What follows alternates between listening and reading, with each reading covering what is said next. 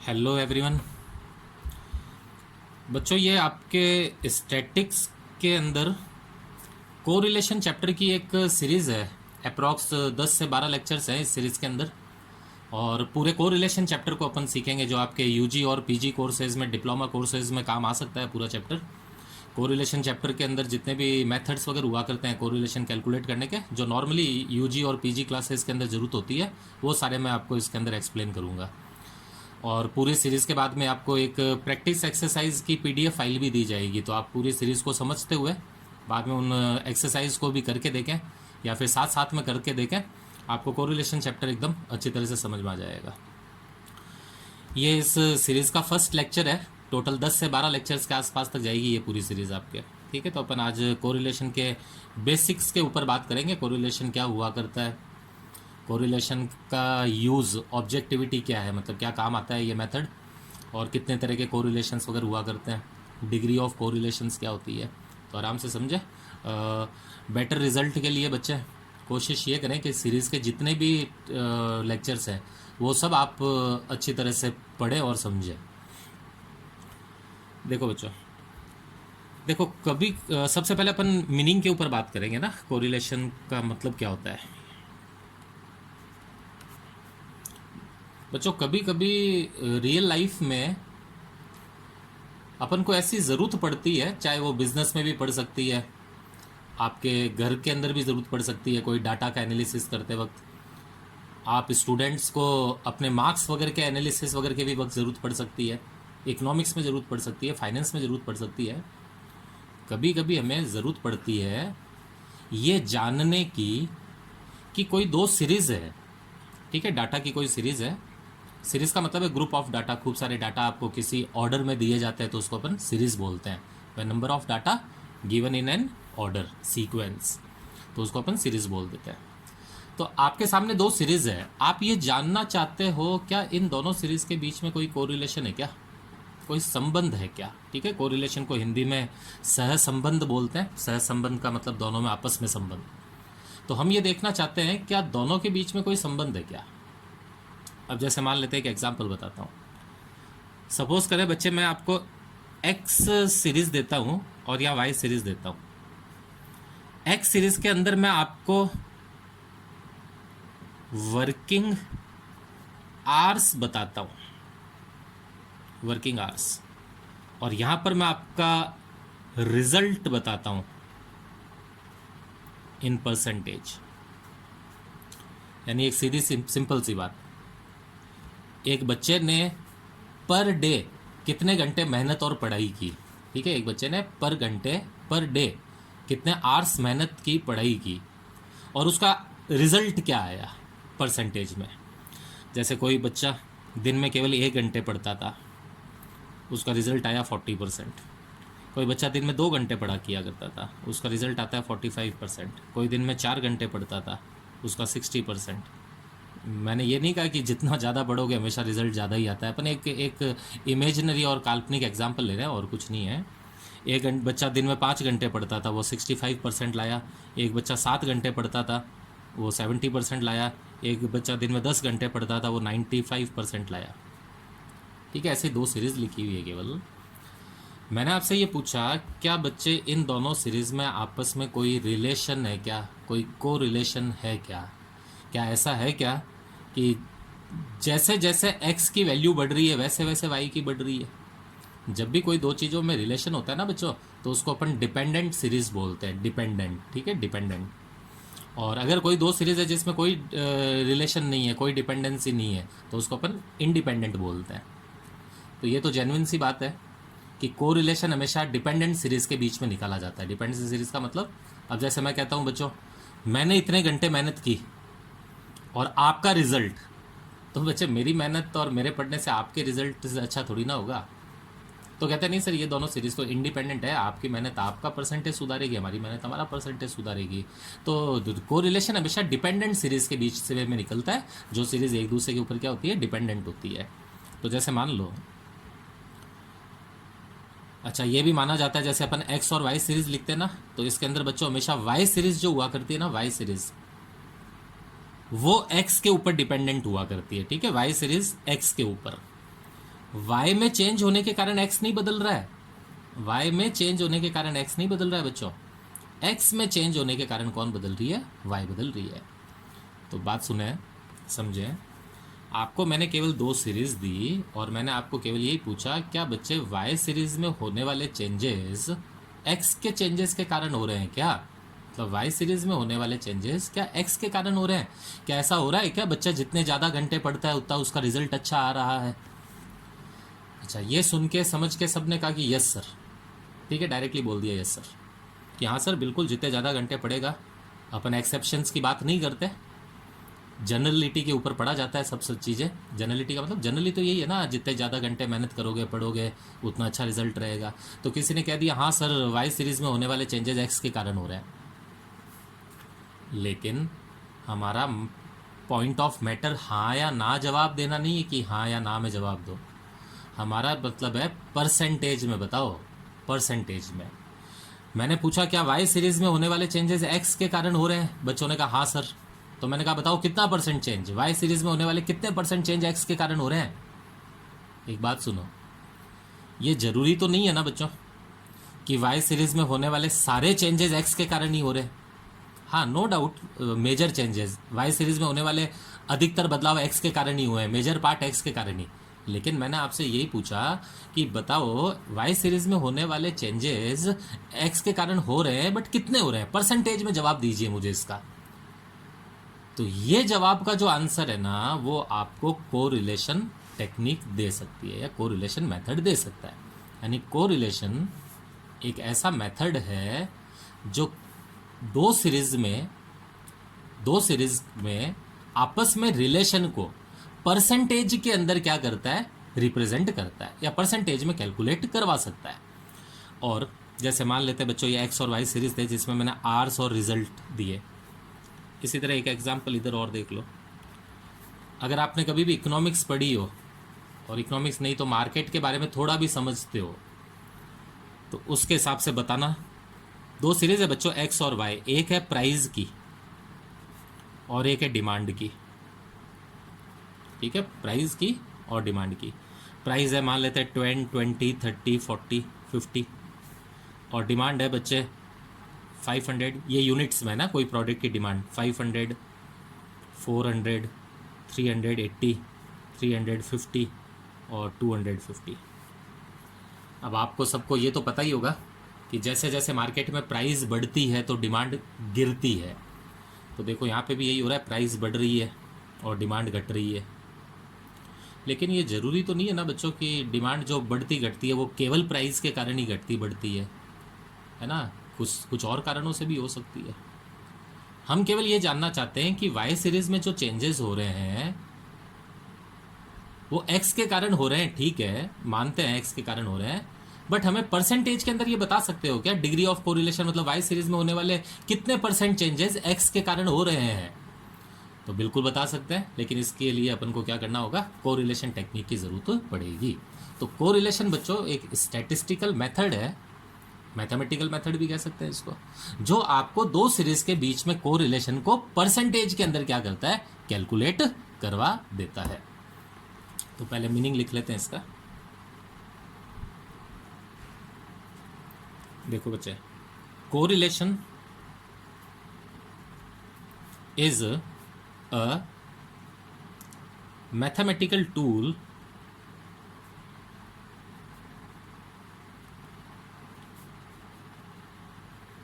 Mathematical कहते हैं, statistical कहते हैं, mathematical tool used to calculate correlation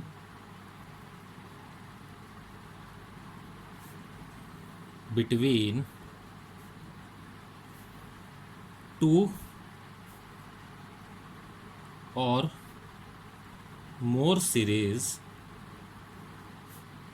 in percentage.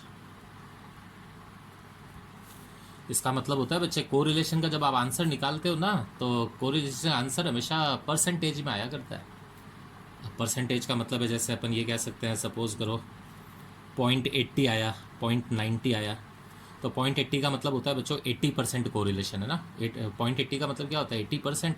अगर आप डेसिमल को हटाते हो तो नीचे 100 आ जाता है ना बच्चों। तो इसी तरह से आंसर 0.80 आया, 0.90 आया, तो इसका मतलब 80% या 90% कोरिलेशन है। तो 80-90% तो अच्छा कोरिलेशन होता है। यानी वाई सीरीज़ में होने वाले 80% या 90% चेंजेस एक्स के कारण हो रहे हैं। इन दोनों सीरीज़ में आपस में 80-90% की डिपेंडेंसी है। तो correlation is a mathematical tool, statistical tool use to calculate correlation between या रिलेशन बिटवीन टू और more series in percentage.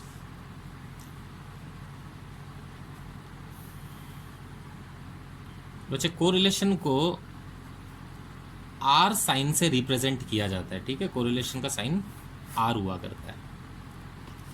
Statistics की बुक्स वगैरह के अंदर कई तरह के अलग अलग साइंस भी हुआ करता है, बट जनरली जो यूज साइन हुआ करता है वो आर होता है, ठीक है। स्मॉल आर से कोरिलेशन को रिप्रेजेंट किया करता है।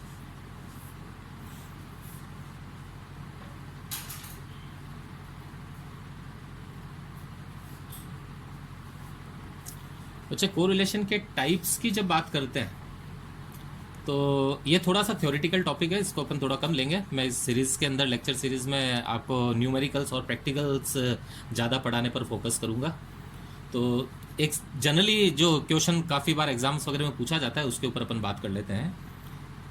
एक टाइप हुआ करता है बच्चे कोरिलेशन का, सिंपल कोरिलेशन एंड एक होता है मल्टीपल कोरिलेशन, ठीक है। सिंपल कोरिलेशन और मल्टीपल, इन दोनों के बारे में बता देता हूँ बच्चे। सिंपल कोरिलेशन जो हुआ करता है ना वो हमेशा दो सीरीज़ के बीच में निकलता है, ठीक है। दो सीरीज़ के, जैसे दो सीरीज़ है एक्स और वाई, तो अगर आप एक्स और वाई सीरीज़ के बीच में कोरिलेशन निकालना चाहते हो कि वाई सीरीज़ में होने वाले कितने चेंजेस एक्स के कारण हो रहे हैं या वाई सीरीज़ कितना % एक्स के ऊपर डिपेंड कर रही है, तो उसको सिंपल कोरिलेशन बोलते हैं। जबकि multiple correlation more than 2 series के बीच में निकलता है, जैसे एक्स, वाई और जेड, और भी हो सकती है। जैसे मान लेते हैं बच्चे 3 सीरीज़ है आपके पास, ठीक है, एक्स, वाई और जेड, और आपस में आप इन तीनों सीरीज़ का आपस में रिलेशंस निकालना चाहते हो, तो इसको मल्टीपल कोरिलेशंस बोला करता है। हमारे इस चैप्टर में जो सीरीज़ है ये पूरी, इसमें मैं आपको सिंपल कोरिलेशंस बताऊंगा, मल्टीपल कोरिलेशंस नहीं। मल्टीपल कोरिलेशन के लिए इन फ्यूचर कोई दूसरे वीडियोस अगर दिए जाएँ बनाता हूँ तो वो आपको मैं बता दूंगा, क्योंकि नॉर्मली यूजी और पीजी कोर्सेज में सिंपल कोरिलेशंस रहा करता है। तो सिंपल कोरिलेशन और मल्टीपल कोरिलेशन।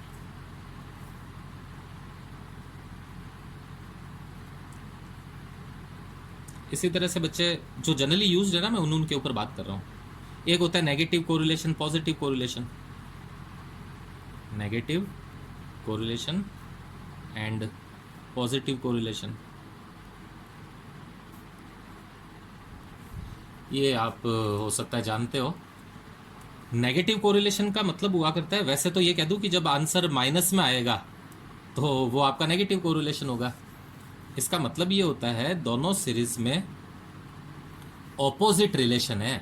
ऑपोजिट का मतलब एक अगर बढ़ती है तो दूसरी घटती है, या एक अगर घटती है तो दूसरी बढ़ती है, इसको नेगेटिव बोलते हैं, ठीक है। एक कम हो रही है तो दूसरी ज़्यादा हो रही है, या एक सीरीज़ ज़्यादा हो रही है तो दूसरी कम हो रही है, इसको नेगेटिव बोलते हैं। और ऐसा भी हो सकता है एक बढ़ रही है तो दूसरी घट रही है। जबकि पॉजिटिव कोरिलेशन में आंसर बच्चों प्लस में आता है। जब आप इसका फॉर्मूला लगाकर पॉजिटिव आंसर निकालेंगे तो आंसर प्लस में आएगा, उसको पॉजिटिव कोरिलेशन बोलते हैं।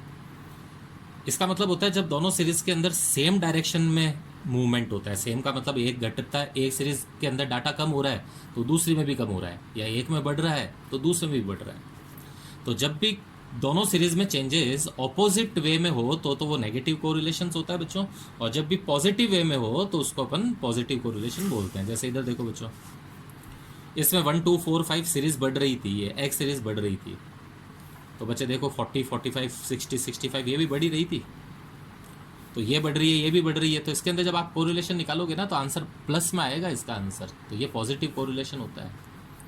और ये अगर घट रही होती और ये भी घट रही होती तो भी पॉजिटिव होता।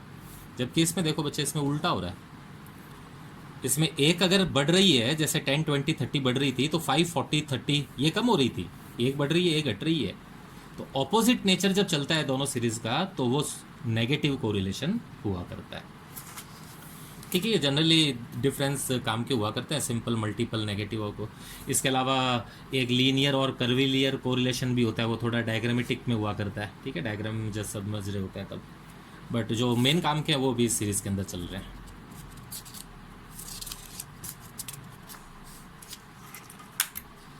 अब ना बच्चे बात करते हैं डिग्री ऑफ कोरिलेशन की।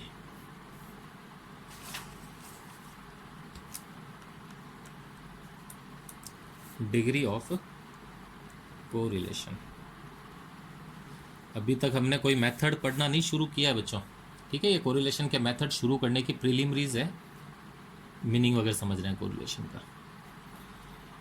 देखो, जो डिग्री ऑफ कोरिलेशन में सबसे पहले एक बात ध्यान रखना है कि कोरिलेशन की वैल्यू, मतलब वैल्यू ऑफ आर, हमेशा किसके बीच में लाइज करती है? -1 टू +1। ठीक है, कोरिलेशन की वैल्यू हमेशा -1 से +1 के बीच में ही आती है। -1 से +1 का मतलब है, जैसे आपका आंसर -1 आ सकता है, -0.99 आ सकता है, -0.98 आ सकता है। ठीक है, -0.67 आ सकता है, इस तरह से। माइनस धीमे धीमे कम हो रहा है, इसका मतलब आगे बढ़ रही है सीरीज। ठीक है, -1 और इस तरह, और बढ़ते बढ़ते 0, फिर प्लस में आना स्टार्ट हो गया। प्लस का 0.001 आ सकता है, प्लस का 0.50 आ सकता है, प्लस का 0.70 आ सकता है, प्लस का 0.99 आ सकता है, और एग्जैक्ट 1 भी आ सकता है प्लस का। तो देखो, -1 से शुरू हुए थे, -1 से शुरू होते होते होते +1 तक आ सकता है। अब आपको पता होगा बच्चे, परसेंटेज में जब बोलते हैं तो 1 का मतलब 100% होता है। इधर देखो, 0.98 का मतलब क्या होता है बच्चे? 98%। ठीक है, पॉइंट हटाते हैं तो नीचे 100 आ जाएगा। 0.99 का मतलब क्या होता है? 99%। तो उसी तरह से 1.00 का क्या मतलब होगा? 100%।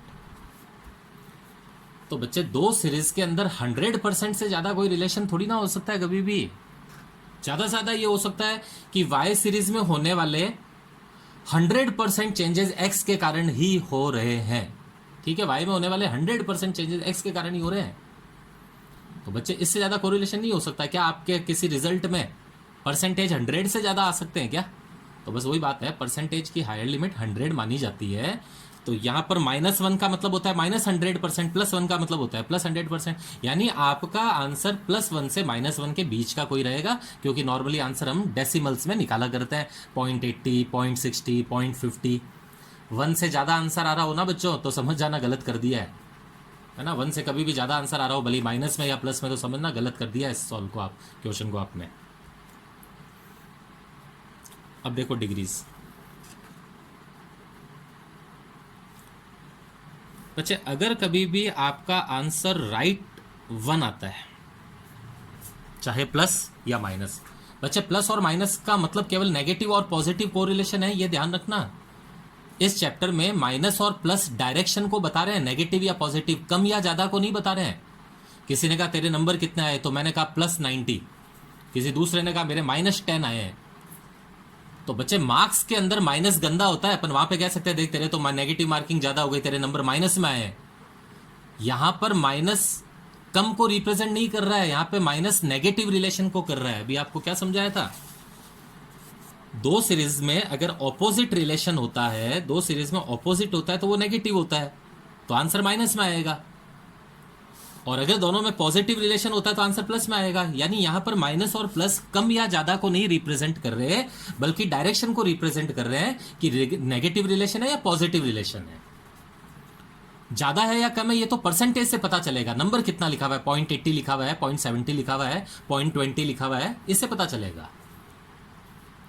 तो बच्चों देखो, ध्यान से सुनो, पहले ये टेबल देखना, आ जाएगा समझ में। अगर आंसर 1 आता है, एग्जैक्ट 1, तो इसको बोलते हैं परफेक्ट कोरिलेशन। Perfect correlation. 1 का मतलब 100% होता है बच्चों, तो 100 से तो ज्यादा हो ही नहीं सकता ना। अच्छा, +1 आता है तो भी परफेक्ट कोरिलेशन है, और -1 आता है तो भी परफेक्ट ही है। हालांकि उसको नेगेटिव बोलते हैं। नेगेटिव का मतलब आपस में रिलेशन उल्टा है उनका। अगर आपका आंसर 0.75 से 0.99 के बीच में आए, 0.75 का मतलब 75%, 76, 77 से लगा के 99% तक आए, तो ये कहलाता है हाई कोरिलेशन।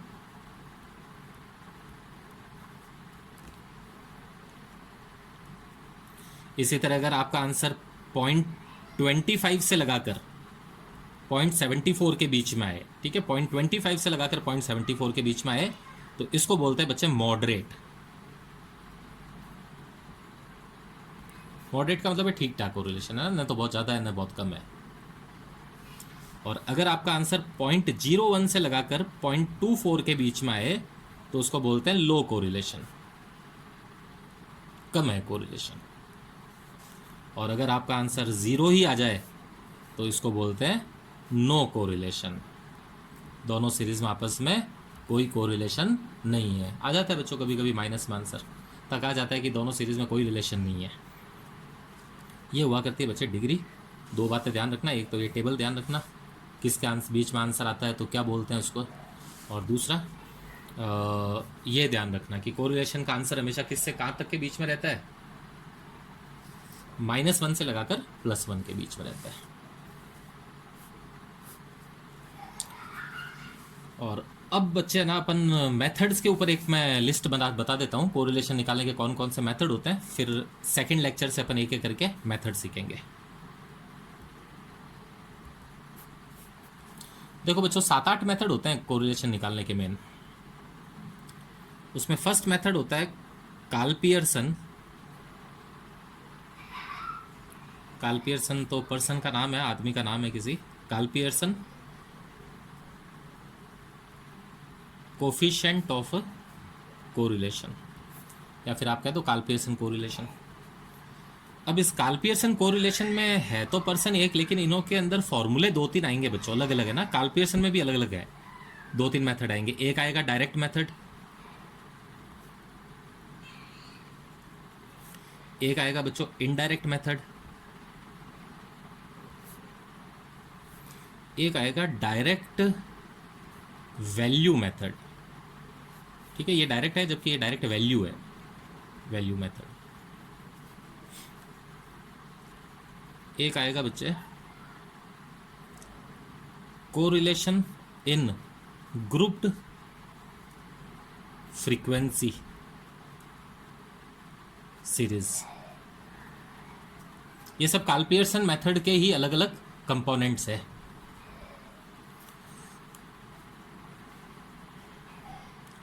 और एक आएगा कोरिलेशन इन टाइम सीरीज। ठीक है, ये सब काल-पियर्सन के कंपोनेंट्स होंगे। इसी तरह एक सेकंड मेन मेथड आएगा रैंक कोरिलेशन।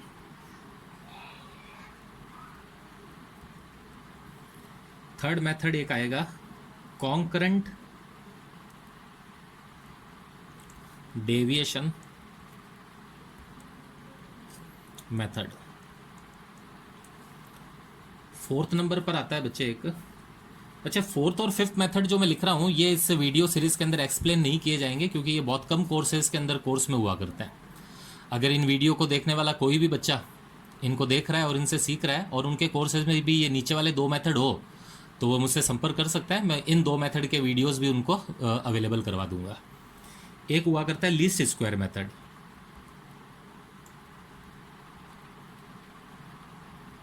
ये इस 10-12 सीरीज़ में नहीं है, नहीं होगा इसका लेक्चर क्योंकि बहुत कम बच्चों के ये ज़रूरत होती है। और ये जो लेक्चर्स बनाए जाते हैं वीडियो में ये ज़्यादा से ज़्यादा बच्चों के यूज़ आ सके इसलिए बनाए जाते हैं। तो अगर किसी 1 या 2 इंडिविजुअल किसी बच्चों के अगर कोर्स में जिनकी भी वो तैयारी कर रहे हैं अगर है तो आप मुझसे कांटेक्ट कीजिएगा, मैं आपको इनके भी वीडियोस दे दूंगा। और फिफ्थ है डिफरेंस मेथड।